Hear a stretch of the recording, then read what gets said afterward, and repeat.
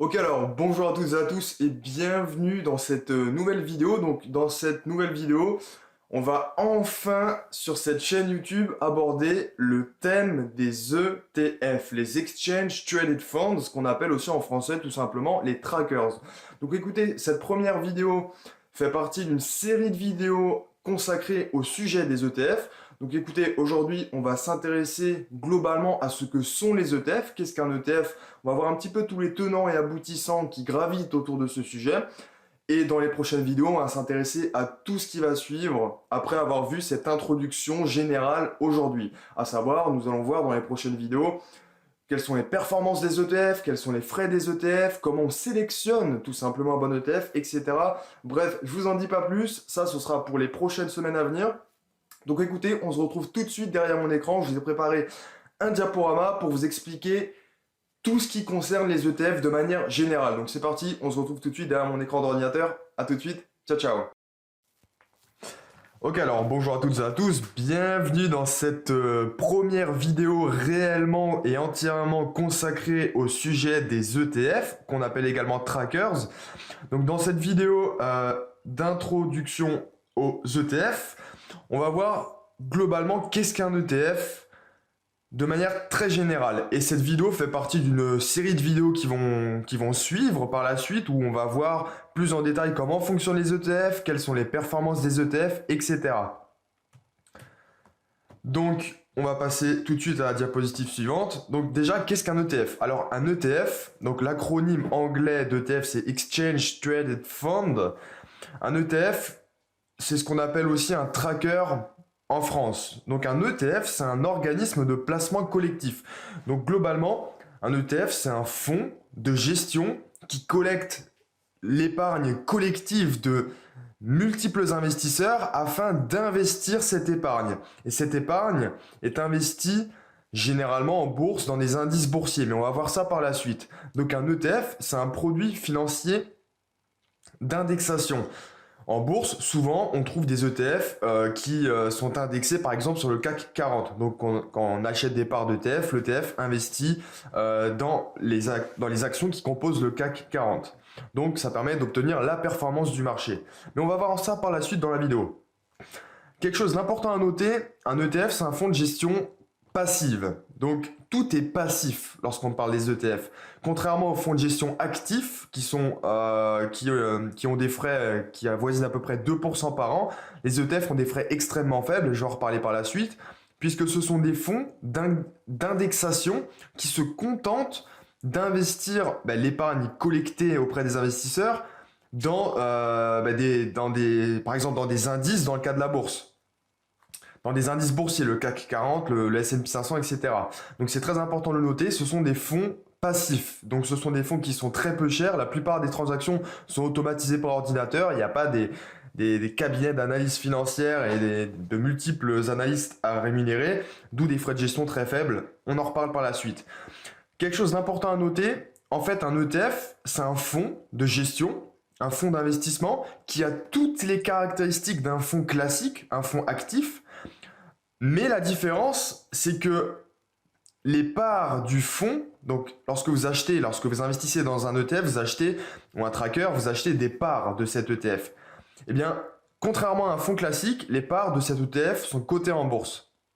Autre chose d'important à noter, les deux principaux et uniques d'ailleurs produits financiers pour obtenir des dividendes en bourse sont les actions, bien évidemment d'une part, et les ETF d'autre part. Lorsque vous achetez des parts d'un fonds classique, donc en général ce sont des FCP que par exemple vous propose votre banquier, ne vous attendez pas à toucher des dividendes, d'autant plus que vous aurez des frais prohibitifs exorbitants. Sachez qu'il existe, alors en bourse on parle souvent d'ETF indiciels, vous savez les ETF sur le CAC 40, les ETF sur le DAX, les ETF sur le S&P 500, etc. Donc là on parle d'ETF sur action, mais il existe également des ETF obligataires, donc ça concerne les ETF qui répliquent les performances qui sont investies dans des obligations, des ETF sur matières premières et même des ETF multi-actifs qui peuvent être investis, donc des fonds qui sont investis, donc des ETF qui sont investis par exemple en partie, ils ont une partie de leur encours sous gestion qui est investie dans le pétrole, dans, je ne sais pas, dans les obligations corporate, dans des actions, etc. Et globalement, lorsqu'on parle d'ETF en bourse, on parle souvent d'ETF indiciel. Un ETF réplique généralement la performance d'indices boursiers. Par la suite, dans la vidéo, on va voir en quoi c'est très avantageux. Ce sera plutôt à la fin de la vidéo, en quoi le fait de simplement répliquer la performance d'indices boursiers peut permettre à l'investisseur de gagner très facilement, et là je pèse mes mots, vraiment facilement, de l'argent en bourse, même si c'est un peu vendeur ce que je dis. Un ETF permet vraiment de développer son patrimoine financier facilement. Donc un ETF, c'est un fonds d'indexation donc qui est coté en bourse, comme une action. Par la suite, on va également voir que finalement, un ETF, c'est relativement similaire à une action. Sachez que rien à la bourse de Paris, donc sur Euronext Paris, il existe plusieurs centaines d'ETF qui sont cotés. Et dans le monde, il existe plusieurs milliers d'ETF littéralement. Alors, maintenant, si on se concentre un peu sur les ETF sur actions, puisque dans cette chaîne, on parle principalement des actions, du moins des bourses, des valeurs, donc c'est-à-dire des valeurs mobilières et en particulier des actions, mais aussi des ETF. Eh bien, parmi les ETF sur actions, sachez qu'il existe deux principales catégories, donc des ETF indiciels. Donc ces ETF ont la caractéristique de répliquer la performance d'indices boursiers, comme le CAC 40, c'est l'indice phare de la bourse de Paris, le S&P 500, c'est l'un des principaux indices mondiaux, c'est un indice américain. Mais il existe également des ETF sectoriels. Alors les ETF sectoriels, on peut les subdiviser en deux catégories. Globalement, un ETF sectoriel, c'est un ETF qui va répliquer la performance soit d'un secteur d'activité, soit d'une zone géographique, soit combiner à la fois la réplication de la performance d'un secteur d'activité au sein d'une zone géographique. Donc par exemple, si vous investissez dans un ETF luxe, eh bien tout simplement, lorsque vous achetez des parts de cet ETF sera investi dans des actions du secteur du luxe. On verra dans d'autres vidéos comment on peut déterminer dans quoi un ETF est investi. Et un ETF peut également être investi seulement dans une zone géographique donnée, par exemple l'Asie-Pacifique, l'Asie du Sud-Ouest, la Chine, etc. Ou dans une zone géographique dans un secteur donné. Par exemple, un ETF peut être investi dans le secteur du luxe, mais seulement dans la zone de l'Asie. Par exemple, que dans les actions en fait du luxe dans l'Asie. Voilà. Je rappelle quand même quelque chose, c'est un rappel élémentaire mais qui peut être utile pour certains d'entre vous, je pense. Alors, un indice boursier, c'est tout simplement un panier d'actions. Un indice, c'est un regroupement d'actions. Voilà, qui permet en fait de suivre l'évolution d'un marché dans son ensemble. C'est un outil de mesure de l'évolution d'un marché. Donc, parmi les indices boursiers classiques, on a le CAC 40. Ce sont les 40 plus grandes entreprises cotées à la bourse de Paris. La bourse française, on a le SBF 120. Donc, c'est idem, les 120 plus grandes capitalisations boursières françaises. Donc, c'est le CAC 40 plus les 80 valeurs qui suivent. On a le S&P 500, donc là ce sont littéralement les 500 plus grandes entreprises cotées en bourse aux États-Unis. Voilà, et il en existe d'autres, il y a le DAX allemand, etc. Le FTSE 600, le FTSE 250 en Angleterre, et j'en passe. Alors concrètement, comment ça fonctionne un ETF? Alors juste après cette diapositive, je vais vous montrer un schéma explicatif, mais comprenez déjà une chose, c'est un ETF, finalement dans son fonctionnement, c'est pas très complexe. Alors, on va prendre un exemple très simple. Imaginez que vous vouliez investir, je sais pas, dans le CAC 40. Bien, vous pouvez pas vous dire, ok, super, je sais que le CAC 40 réalise de bonnes performances, dividendes réinvestis au long terme, mais si je veux investir dans le CAC 40, je suis contraint de devoir acheter les 40 actions composant l'indice et en plus de faire en sorte que les pondérations soient les bonnes, c'est-à-dire que LVMH est la principale capitalisation du CAC, mais c'est une action qui coûte très cher. Hermès, c'est une action qui coûte plus de 600 euros, etc. Et il y a d'autres actions qui coûtent quelques dizaines d'euros. Donc il faut vraiment investir beaucoup d'argent si on veut investir dans le CAC 40. Alors je vous parle même pas du S&P 500 puisque ce sont les 500 plus grandes capitalisations boursières américaines. Bref.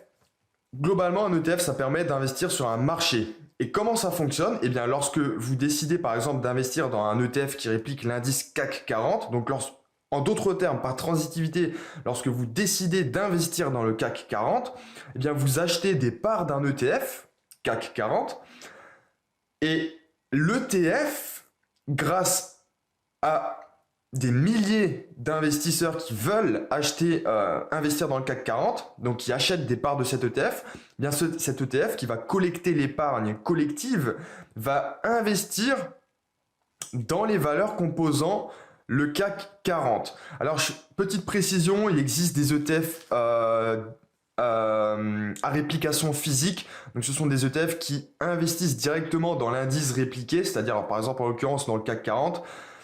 Il y a aussi des ETF à réplication synthétique. Donc, ce sont des ETF qui répliquent la performance d'un indice, par exemple le CAC 40, mais qui ne sont pas investis dans les actions du CAC 40.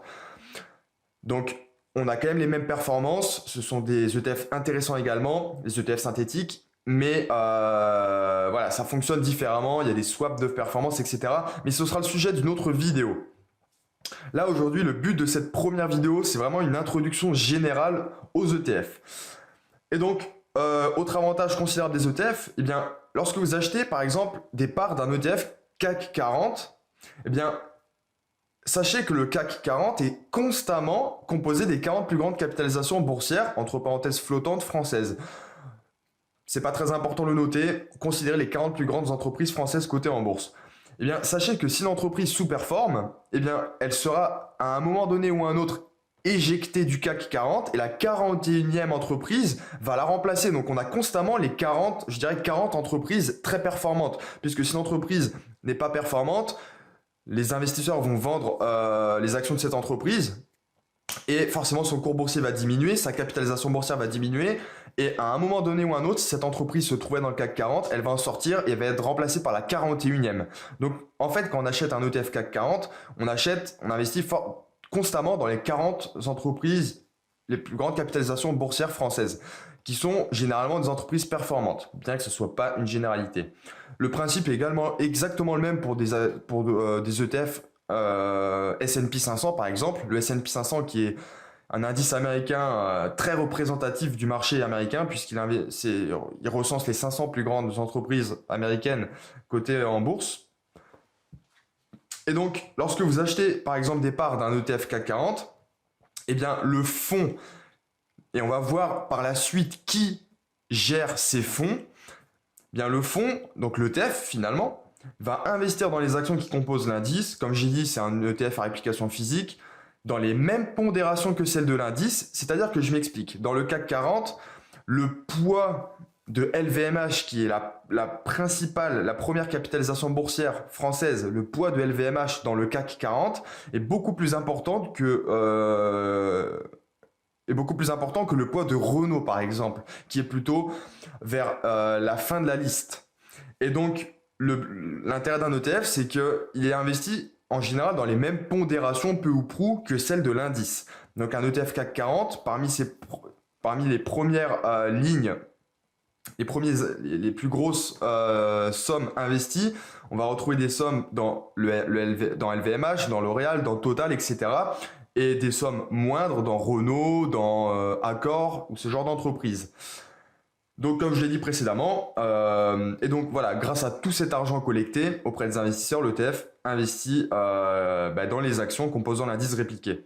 Sachez qu'il existe des ETF synthétiques, j'en ai brièvement évoqué les tenants et aboutissants à l'instant. Donc ils n'investissent pas directement dans les actions de l'indice répliqué.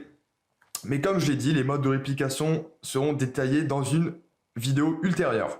Et donc, comme je l'ai déjà expliqué, un ETF permet d'investir directement dans un marché ciblé. Donc finalement, avec relativement peu de fonds, on va dire peu de liquidités, vous pouvez avoir un portefeuille extrêmement diversifié, sachant que je précise une chose, en général, les plus grandes capitalisations boursières sont diversifiées géographiquement et parfois diversifiées géographiquement et sectoriellement. Je prends l'exemple d'LVMH puisque c'est la première capitalisation boursière française. LVMH réalise des ventes à l'international. Donc LVMH, rien que l'action LVMH, c'est une bonne action puisqu'elle est diversifiée géographiquement, puisque les ventes d'LVMH sont à l'international, et en plus LVMH a plusieurs domaines d'activité stratégique, puisque LVMH c'est à la fois la maroquinerie, à la fois les vins et spiritueux, à la fois le champagne, etc. Donc il y a aussi une diversification sectorielle. Ensuite, donc schéma de fonctionnement des ETF. Je le précise, c'est un schéma simplifié que j'ai réalisé euh, pour cette vidéo, donc c'est pas hyper exhaustif, donc pour ceux qui connaissent très bien les ETF, vous allez voir qu'il manque certaines choses, mais le but de cette vidéo d'introduction, c'est de vous faire comprendre simplement comment fonctionne un ETF. Alors, comme je l'ai expliqué, vous êtes investisseur, vous voulez investir en bourse, acheter des actions et investir par exemple dans le CAC 40 ou n'importe quel indice. Eh bien, il y a des gérants de fonds, donc là ce sont les ETF, en fait les gérants d'ETF, les fonds de gestion passive, les ETF qui sont ici. Et entre vous et le fonds, il y a la bourse.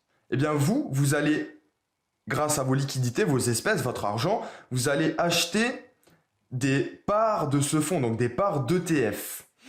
Et donc, entre le fonds et vous, eh bien, il y a la bourse. La bourse, c'est l'intermédiaire. Finalement, il y a une intermédiation entre le gérant du fonds et l'investisseur. Donc, vous achetez en bourse vos parts d'ETF. Donc, vous payez tout simplement comme si c'était des actions. Hein. Vous achetez en bourse vos actions et en échange, vous obtenez des parts d'ETF.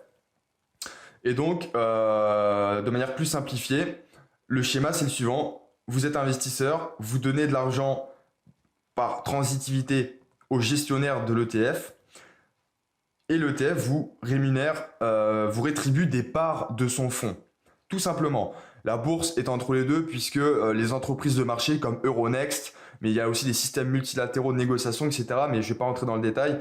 Les entreprises de marché se commissionnent toujours un tout petit peu sur toutes les transactions réalisées sur les marchés qu'ils gèrent. Donc voilà, finalement, il faut comprendre qu'un ETF, c'est comme une action. Vous pouvez acheter un ETF en bourse, vous pouvez vendre un ETF en bourse. Alors, quand on dit ETF, ce sont des parts d'ETF, mais c'est un peu comme une action. Et dans les slides suivantes, on va voir quelles sont les similitudes entre les actions et les ETF.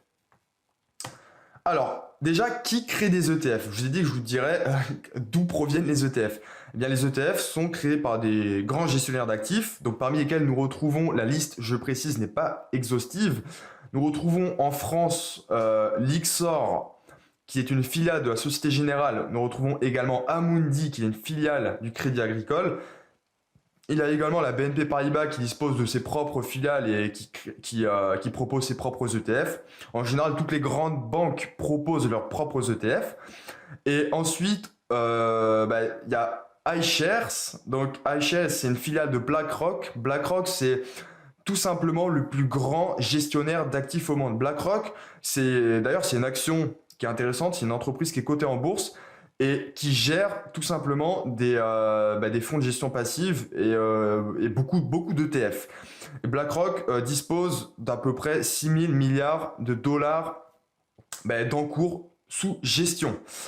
Et il y a également Vanguard, donc c'est tout simplement une société de John Bogle, donc un investisseur relativement connu aux États-Unis. C'est un très grand gestionnaire d'actifs également.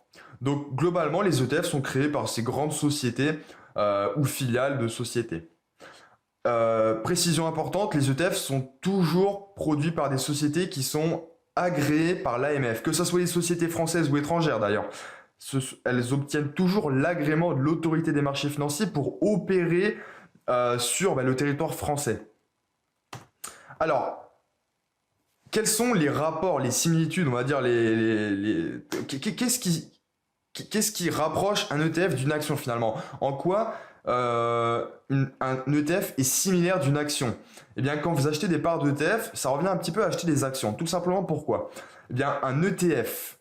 Alors, quand je dis ETF, lorsque vous achetez des parts d'ETF, mais bon, un ETF est coté en bourse, en continu, comme une action.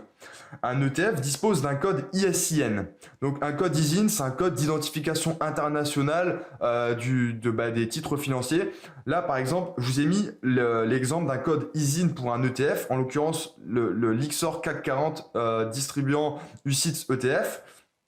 Eh bien, voilà, le code ISIN caractérise tous les titres financiers globalement, la majorité. Et donc, pour une action, vous trouvez toujours un code ISIN qui ressemble à ça. Et bien pour un ETF, c'est exactement la même chose. Donc un ETF, comme une action est cotée en bourse, dispose comme une action d'un code ISIN. Comme une action, et ça c'est important, un ETF est négociable. C'est-à-dire on peut l'acheter et le vendre en continu en bourse. Donc vous pouvez acheter et vendre sans arrêt, enfin en bourse, comme une action, vous pouvez acheter et vendre vos parts d'ETF. Ensuite, un ETF, tout comme une action, dispose donc en toute logique d'un carnet d'ordre. Et quelque chose d'important, un ETF peut distribuer des dividendes. Alors sachez que il existe plusieurs types d'ETF, donc au-delà des modes de réplication, des ETF indiciels, sectoriels, etc. Parmi les ETF actions, il y a des ETF capitalisants et distribuants. Un ETF capitalisant est un ETF qui va capitaliser les dividendes qu'il touche. Un ETF distribuant est un ETF qui va distribuer les dividendes touchés aux actionnaires. En fait, c'est très simple. Lorsqu'un ETF, par exemple, si on prend l'exemple d'un ETF CAC 40, par exemple, j'ai pris un exemple ici, le Lyxor CAC 40 que vous voyez ici. Eh bien, cet ETF a un mode de réplication physique, c'est-à-dire qu'il est investi directement dans les 40 valeurs composant le CAC 40. Et donc, forcément, les actifs de l'ETF, ce sont des actions du CAC 40. Donc l'ETF, le fonds de gestion, va toucher des dividendes de ces actions. Eh bien, un ETF a deux possibilités. Soit redistribuer à ses actionnaires, à ses détenteurs de par les dividendes touchés. Donc dans ce cas-là, on parle d'un ETF distribuant qui va redistribuer les dividendes touchés aux détenteurs de parts d'ETF. Mais un ETF peut également être capitalisant, c'est-à-dire que le fonds va toucher des dividendes et les réinvestir dans les actions composant le CAC 40. Donc dans ce cas-là, vous ne touchez pas de dividendes, mais en l'occurrence, la contrepartie, c'est que vous obtiendrez une performance, une valorisation en fait de vos parts d'ETF plus importante, puisque l'ETF va racheter grâce aux dividendes touchés des actions de l'indice répliqué, et donc forcément on peut bénéficier de la composition des intérêts, donc l'effet des intérêts composés. Donc petite précision, lorsque vous achetez des ETF dans un compte titre ordinaire, souvent il est intéressant d'acheter un ETF capitalisant, parce que dans un compte titre ordinaire, vous êtes imposé lorsque vous touchez vos dividendes. Si l'ETF est capitalisant, l'ETF va lui-même capitaliser les dividendes et que même si votre ETF est logé au sein d'un compte titre ordinaire, vous n'allez pas être imposé. Et c'est un avantage majeur. Sachez quoi qu'il en soit que la plupart des ETF sont éligibles au PEA, au plan d'épargne en action. Donc là, je vous ai fait rapidement l'exemple. Donc un ETF, comme une action dispose d'un code ISIN, c'est coté en bourse, ça peut distribuer ou capitaliser des dividendes, alors qu'une action va toujours distribuer ses dividendes, et la réplication peut être physique ou synthétique. Ensuite, voilà, je vous ai expliqué, on peut acheter et vendre des parts d'ETF en continu, etc. Alors, quels sont les avantages des ETF? Alors, j'ai pas fait une slide sur les inconvénients, mais il y en a aussi quelques-uns par rapport aux actions, comme le fait d'avoir quelques frais de gestion, de ne pas pouvoir exactement choisir acheter en direct des actions pour faire le portefeuille parfait, je dirais entre guillemets, etc. Et il y a parfois quelques frais cachés des ETF, mais il y a quand même beaucoup d'avantages. Je me suis principalement focalisé sur les avantages des ETF, mais sachez qu'il y a aussi quelques inconvénients. Alors, la plupart des ETF déjà sont éligibles au plan d'épargne en action, et je précise même ceux qui sont investis dans des actions qui sont non européennes. C'est-à-dire que si il y a beaucoup d'ETF qui répliquent le S&P 500, donc un indice des États-Unis. Eh bien, il y a beaucoup de ces ETF qui sont éligibles au plan d'épargne en action. Et c'est également vrai pour des ETF qui répliquent des marchés asiatiques, par exemple. Donc ça, c'est un avantage majeur parce que même au sein d'un PEA, on peut finalement investir, enfin du moins obtenir la performance d'indices non européens. Donc il y a beaucoup d'ETF, comme je l'ai dit, qui répliquent les indices, la performance des indices boursiers américains qui sont éligibles au PEA, et ça c'est très intéressant. Souvent ce sont des ETF synthétiques, mais bon, c'est pas le sujet de cette vidéo. Ensuite, autre avantage considérable des ETF, ça nécessite peu de compétences. Il n'y a pas besoin de beaucoup de compétences, puisque un ETF, on sait que les actions, c'est la classe d'actifs la plus rentable et la plus performante au long terme. Et donc l'ETF se contente de suivre la performance du marché action moyennant des frais de gestion très faibles. Et donc il suffit d'acheter des parts d'ETF répliquant un indice boursier comme le CAC 40 ou le S&P 500 pour avoir une très bonne valorisation au long terme de son patrimoine financier. Ça nécessite extrêmement peu de temps puisqu'il n'y a pas d'arbitrage à faire, c'est beaucoup moins de gestion, je dirais, que d'avoir un portefeuille d'actions en direct, même si on achète des bonnes valeurs, on peut les conserver pendant des décennies ou au moins plusieurs années sans avoir à consulter son portefeuille tous les 3 jours. Ensuite, il n'y a pas besoin d'investir beaucoup d'argent pour acheter des ETF. Donc l'avantage, c'est que vous pouvez avoir un portefeuille très diversifié, mais en achetant des parts d'ETF, simplement en achetant des parts d'ETF, et des parts d'ETF sont parfois accessibles avec quelques euros. J'ai eu des ETF dont le cours boursier était de quelques euros. Alors en général, c'est plusieurs dizaines d'euros, ça peut parfois même être plusieurs centaines d'euros, mais même si vous mettez par exemple 200 euros pour un ETF qui réplique le S&P 500, vous obtenez la performance du S&P 500 avec 200 euros. Donc vous avez un portefeuille on ne peut mieux diversifié pour un montant dérisoire et pour des performances très honorables. Ensuite, les frais de gestion sont très faibles. Alors comme tous les fonds de gestion, eh bien, lorsque vous achetez des parts, vous avez des frais de gestion. La seule différence, c'est que par rapport à un frais de gestion actif, puisque là on parle, les ETF sont passifs. Par rapport à un frais de gestion actif, vous avez des frais de gestion qui sont 5 à 6 fois inférieurs, littéralement en moyenne, d'après des statistiques de l'autorité des marchés financiers.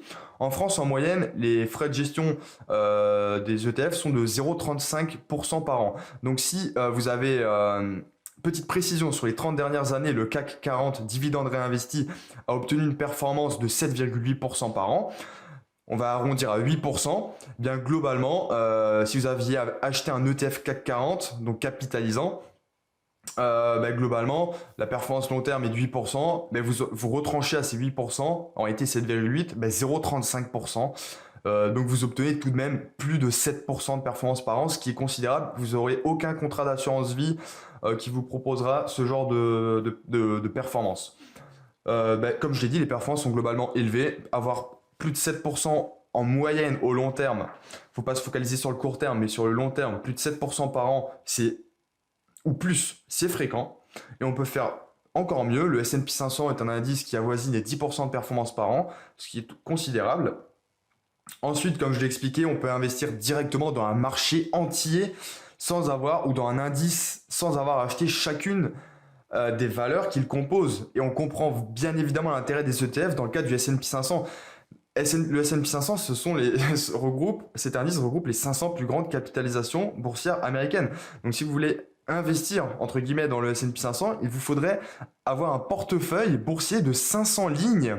Il vous faudrait des dizaines, voire des centaines de milliers d'euros pour obtenir les mêmes pondérations que le S&P 500. Donc évidemment, les ETF sont un avantage majeur dans ce cas. On peut obtenir ensuite la performance du marché, moyennant des frais de gestion, comme je dis, très modérés, 0,35% par an en moyenne en France. Je crois que c'est même plus bas aux États-Unis, mais bon, je m'attarde principalement sur le cas français. Les ETF sont négociables en bourse, donc ça c'est vraiment un grand avantage, puisque c'est un ETF est par définition relativement liquide. C'est liquide comme une action. On peut acheter et vendre des parts d'ETF. C'est au bon vouloir de l'investisseur. Donc ça, c'est un avantage majeur. Ensuite, on peut obtenir une très bonne diversification de son portefeuille avec, je dirais entre guillemets, seulement une seule ligne en portefeuille. Il suffit d'investir dans un ETF répliquant l'indice S&P 500 pour avoir un portefeuille extrêmement diversifié, à la fois sectoriellement et géographiquement. Géographiquement un peu moins, mais sectoriellement très clairement. Et ensuite, les ETF sont très nombreux. Comme je l'ai dit en introduction, il existe plusieurs milliers d'ETF. Donc, chaque investisseur peut trouver un ETF qui lui convient. Alors, je vais quand même préciser quelques inconvénients des ETF. Parfois, on peut retrouver certains frais cachés au niveau des ETF. Alors, je vous rassure, ce sont des frais très faibles, mais qu'il faut prendre en considération. Donc, parfois, les frais globaux des ETF ne sont pas forcément de 0,35% par an. Donc ça, c'est une moyenne, hein. Évidemment, il y a des ETF qui proposent des frais de 0,7% par an, alors que d'autres en proposent de 0,15% par an ou 0,10%. Mais globalement, des fois, les frais peuvent être au lieu de 0,35, de 0,5, 0,6% par an. Et aussi, l'avantage d'un ETF, c'est qu'on a la performance moyenne du marché, mais l'inconvénient, c'est qu'on ne peut pas battre le marché, on ne peut pas faire mieux que le marché.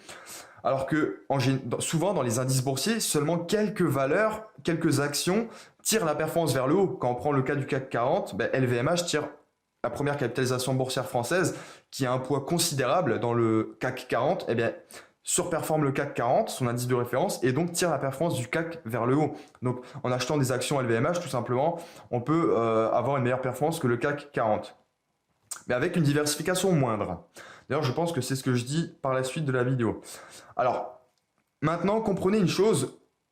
Pourquoi les ETF? Pourquoi ont été créés, développés, conçus les ETF? Alors, les ETF, ils s'appuient en grande partie sur une théorie qui s'intitule la théorie de l'efficience des marchés. Le postulat de base de cette théorie, c'est que surperformer ou battre le marché est difficile, parfois on dit même impossible. Et dans la dernière slide, je vais vous donner mon avis personnel sur la question. Alors, en partant de ce postulat, un ETF, donc un fonds de gestion passif, va tout simplement se contenter d'investir dans le marché dans son ensemble afin d'en obtenir la performance. Donc les ETF s'appuient sur cette théorie de l'efficience des marchés que je détaille maintenant. Donc en bourse, en fait, tous les investisseurs s'achètent et se vendent des titres entre eux, donc des actions, ça peut être vrai aussi pour des obligations, sur le marché du forex, etc. C'est vrai sur tous les marchés, mais en bourse, pour simplifier, les investisseurs s'achètent et se vendent des titres, chacun pensant faire une bonne affaire. Le vendeur qui vend une action, il vend parce qu'il pense qu'il doit vendre et l'acheteur achète parce qu'il pense qu'il doit acheter. Et donc, en fait, le cours boursier d'une action, il résulte tout le temps de l'ensemble des transactions réalisées par tous les investisseurs en permanence. Et donc, les cours boursiers sont toujours ajustés en permanence par l'ensemble des transactions, d'où on tire les cours boursiers. Et donc, on peut déduire de tout cela que les cours boursiers résultent de l'intelligence collective de l'ensemble des investisseurs. Et donc, en partant de ce principe, on dit souvent que l'intelligence individuelle ne bat pas l'intelligence collective. C'est pour ça que les frais de gestion actifs, en général, qui se réfèrent plutôt à l'intelligence individuelle, ne battent pas les ETF qui se réfèrent à l'intelligence collective. D'ailleurs, l'intelligence individuelle, si on parle des fonds de gestion actifs, est facturée 2% par an, alors que pour l'intelligence collective, c'est 0,35% par an, comme on l'a vu. Et donc, en partant de ce postulat de l'efficience des marchés financiers, eh bien, les ETF se contentent tout simplement d'investir dans le marché, dans son ensemble, puisqu'il serait a priori très difficile de surperformer le marché. Puisque les cours boursiers intègrent en permanence l'intégralité de l'information disponible par tous les investisseurs qui réalisent des transactions en continu. Et donc, les ETF s'appuient sur cette théorie. Et donc maintenant, je vais vous dire ce que je pense de cette théorie, puisqu'on peut quand même la remettre en cause dans certains cas. L'efficience des marchés financiers, quoi en penser? Alors, selon moi, et c'est un avis personnel qui n'engage que moi, la théorie de l'efficience des marchés, elle n'est pas totalement valable, elle n'est pas totalement légitime, je dirais. Pourquoi? Puisque les investisseurs ne prennent pas systématiquement les décisions les plus rationnelles, et les exemples ne manquent pas. On l'a vu par exemple avec les bulles. Par exemple, si on prend le cas des bulles spéculatives, on a bien vu l'irrationalité des marchés boursiers dans les années 2000, avec l'éclatement de la bulle Internet. Il y a aussi des biais cognitifs et psychologiques qui viennent impacter, je dirais subrepticement, les décisions des investisseurs. Par exemple, l'impact qu'engendre la perte d'une somme X, par exemple 1000 euros, est beaucoup plus fort psychologiquement à endurer que l'impact de gagner potentiellement 1000 euros.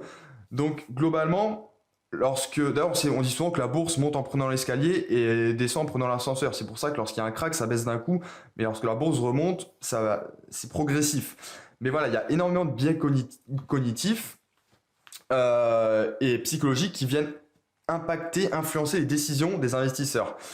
Ensuite, les investisseurs ne disposent pas toujours tous de toute l'information disponible en temps réel. C'est impossible. Il y a des investisseurs professionnels, des investisseurs particuliers, des débutants, des néophytes, des investisseurs invétérés, des professionnels, etc. Et les marchés ne peuvent par essence pas être complètement efficients.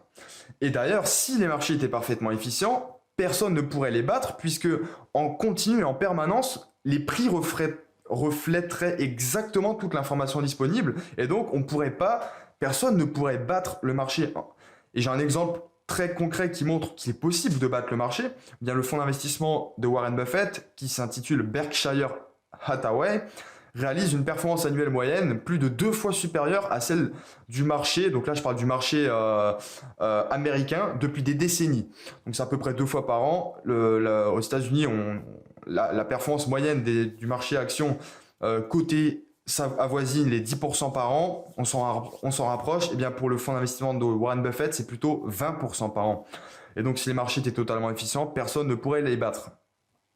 Idem, il suffit par exemple pour un investisseur d'acheter des actions LVMH plutôt que d'investir dans un ETF CAC 40 pour battre l'indice de référence. Un exemple très simple. Et d'ailleurs, comme je l'ai expliqué précédemment, voilà, au sein des nombreux indices boursiers, il y a seulement quelques actions qui nivellent la performance vers le haut. Si on prend le cas du S&P 500, parce que j'ai beaucoup parlé du S&P 500, bien Apple, Amazon, Google, Microsoft, Facebook, en fait tout simplement les GAFAM, eh bien globalement sont plus performants que l'indice en lui-même et donc tirent la performance de l'indice vers le haut. Parce qu'un indice, c'est un panier d'actions. La performance d'un indice, c'est la performance moyenne des actions le composant, schématiquement. Et donc, il y a toujours des actions qui sont plus performantes que d'autres. Et idem, en France, bien LVMH, L'Oréal ou encore Hermès tirent la performance du CAC 40 vers le haut. Donc, en réalité, les marchés ne sont pas totalement efficients. Il est possible de les battre, donc. Et c'est en tout cas l'avis que je partage. Et donc, je pense que tout de même, les ETF sont une très bonne solution pour l'investisseur qui débute en bourse. Et je pense que s'orienter progressivement vers des actions achetées en direct, c'est une meilleure idée. Mais tout est progressif. Bref, c'est tout pour cette vidéo. Je pense qu'elle a été relativement longue. Je m'en excuse si elle a été trop longue. C'est la première vidéo sur le sujet des ETF. Alors j'espère qu'elle vous a plu. Dans tous les cas, il y aura des prochaines vidéos qui vont venir bientôt sur le thème des ETF. Donc là, c'était une introduction. Bientôt, on va parler plutôt de la performance des ETF, comment sélectionner les ETF, etc. Donc écoutez, c'est tout pour cette vidéo, je m'arrête là. Comme d'habitude, si ça vous a plu, n'hésitez pas à liker, commenter, partager, à vous abonner à la chaîne si ce n'est pas déjà fait et que le contenu vous intéresse. Puis quant à moi, je vous dis à très vite pour une prochaine vidéo. Ciao, ciao!